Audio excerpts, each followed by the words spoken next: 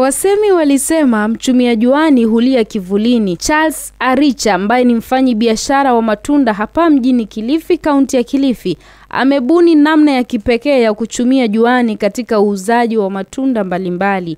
Aricha anauza matunda kama vile maembe, matikiti maji, maparachichi na matufaha akitumia tuktuk, ambapo yeye hutua maeneo mbalimbali kwa maana kuwa hana eneo maalum la kuuzia bidhaa zake. Kwa tukutuku, kwa sababu napenda kazi yangu. Unajua sasa nafanya kama mobile. Nikipata kama mkutano iko bahali fulani naingia hapo. Na naona tukutuku inafanya mzuri kuliko kukomboa. Changamoto wakati kama mvua sahihi imenyesha, usipata vile jua iko. Hiyo sasa ndio changamoto iko. Lakini tunaelewa kama uko na experience ya biashara, unaelewa kuna hasara na faida. Siku ikiwa nzuri unakuwa sio mbaya. Sasa kama unamaliza ukiingia na elimu sita yako hivi uko sawa kwa siku. Ni biashara ambayo alianza kitambo mjini Kitale, ila katika mji huu wa Kilifi, Aricha amebainisha kwamba ameifanya biashara hiyo kwa muda wa mwaka mmoja sasa.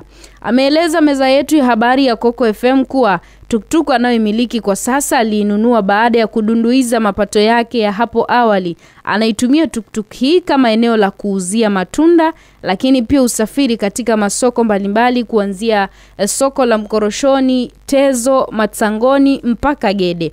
Aricha ameweka biashara hii pembezoni mwa hospitali ya Mefi, akilenga wagonjwa ambao hulazwa hospitalini humo, lakini pia wanafunzi wa chuo cha Pwani sawa na wale wa shule ya msingi ya Kibaoni. Sasa hii chakula ya kukula, unajua saa zingine tamaa iliuka fisi. Wewe ukakusa hivi, ukusa hapa. Hivi vile nilianza ni hii tu. Sijaenda hapa. Unajua hilo saa zingine ukiona hii unaenda hapa, hata Mungu atakwambia unataka nikusaidie nini. Mimi niliamua hapa, Mungu aisaidie hapa kazi. Kama tuseme biashara unafanya, ukoe mwaminifu. Usikae unajua hapa changamoto, watoto wanakuja. Sasa zingine unataka advantage hiyo. Sasa zingine wafanyie Mungu anaona. Nikiripotia Coco FM, mimi ni Elizabeth Mwende. Coco FM, ladha ya Pwani.